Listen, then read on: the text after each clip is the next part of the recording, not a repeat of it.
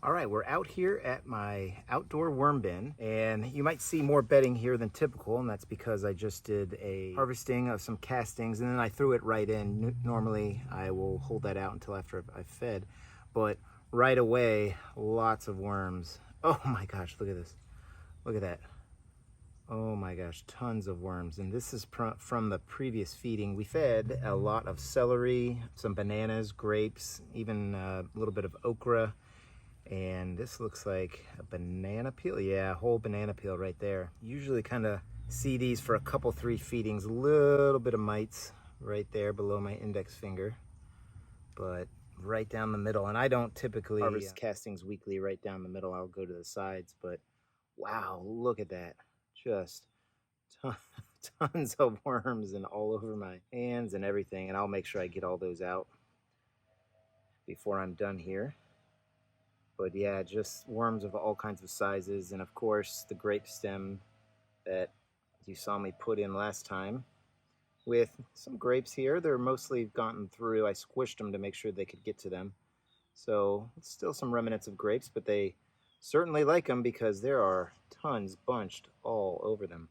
And I love this. I don't know if you can see this, but they have their kind of orangish tips. You can see of all the babies mostly in there. Let's turn it over and see. Yep. Lots of great, almost like a little worm ball around there. So let's keep digging in this middle here. And as I go deeper, I can feel it, the moisture higher, and you can see the castings are more clumpy. So I probably need to aerate this pretty good here. This is a great bin for controlling moisture. You really don't need to think about it. You really can't over moisturize or moisturize over water this bin because it just drains out. This is just fabric. Looks like it feels like a felt type material. Just kind of cheap fabric pots there that I use. But oh, here's something. Here's a I think this might have been that mango peel. Probably not the same one because I feel little fibers from 2 feedings ago. This is probably just from last feeding. But in this bin, we are going to do something really cool. We are gonna do a spring versus fall experiment.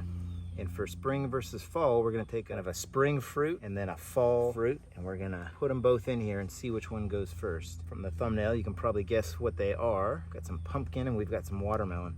So let me just push this to the side and aerate more. And the other thing that we put in here was some coffee filters, and I don't see any of the, oh, here we go. As soon as I say that, there's some of the coffee filters, these little Keurig coffee filters that I don't really use because I've got a filterless coffee filter, but I did have some, so I just decided to use them until they're all done and then put them in the worm bin.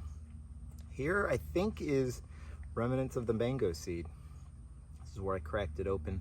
So they like it. I don't know for shelter or if they're gonna keep eating it, but we'll see. Let's get this one more side over here, and then we'll be ready to set up the experiment. Again, another banana with just lots of worms all throughout it. I wish you could feel what I'm feeling. It's just like a perfect moisture, and just the worms, it's just everything is really good with this bin. So if you're looking to start a worm bin, I highly suggest one of these, especially if you're in kind of a subtropical or tropical or Floridian type environment where you can just keep it outside and it's not a big deal. Again, another one of those filters, and we're gonna put more of those in. So, okay, I think we're ready to set up here. I'm going to try and get it deep. Some of the suggestions that I get in the comments, I try out, and then a lot of times I use them. They're really good suggestions, and one of them is to try and bury the stuff kind of deep here, and that's what I'm gonna do. So let's lay down a layer of bedding, which is just shredded cardboard with a little bit of paper from junk mail and that kind of thing. But what we're gonna do is we're gonna do pumpkin versus watermelon, fall versus spring.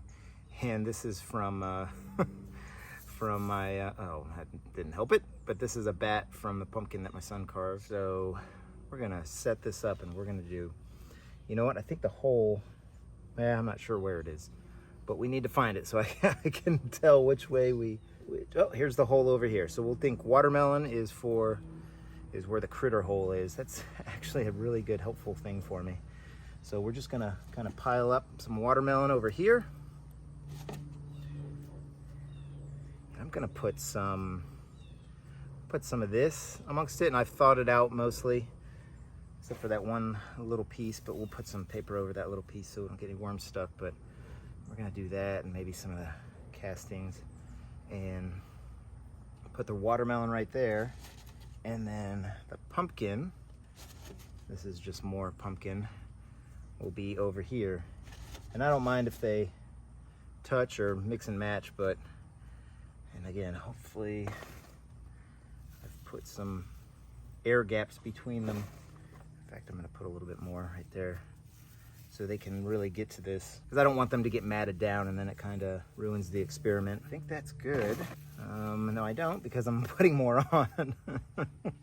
But let's put some of these filters, and I also have some tea bags. I haven't done those before. I've done the tea, but not the tea bags. And again, another commenter had mentioned that they put torn up tea bags and they have fantastic results.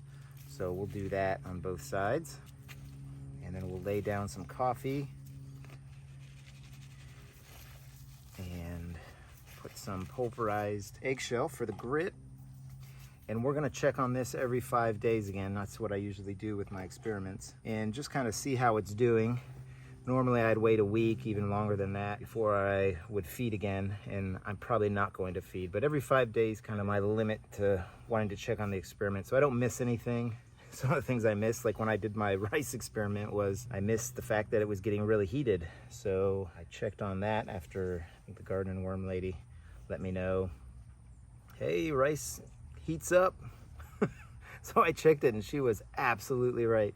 It had gotten very heated. So that's just a long way of saying every 5 days is good to check on the worms when you're doing an experiment. You don't need to go nearly that much. In fact, you can go a month without checking your worms if you fit them. So I think that's mounded up enough. And I may come in here and add some water and maybe even check on it, make sure this bedding hasn't sunk down. I have a little catch of worms here that I got from when I sifted out the castings. So let's go ahead and do a worm time lapse.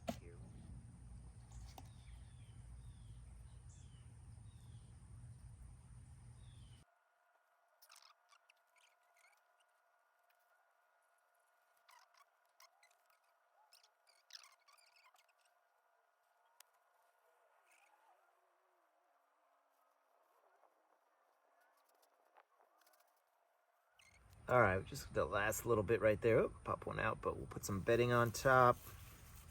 And actually we'll cover this with bedding. And later on, I'll come in here and add some rainwater to it just to help moisten it up and to make sure this is fully covered. And just judging from how much castings I was pulling up from the bottom, no shortage of castings in here, so I'd like to put more bedding in to kind of balance it out, especially with a continuous flow bin like this where I'm pulling castings out and never have enough bedding. All right, so I think that'll about do it. So I'm hoping everybody's having a great day, and happy vermicomposting, everybody. Take care now.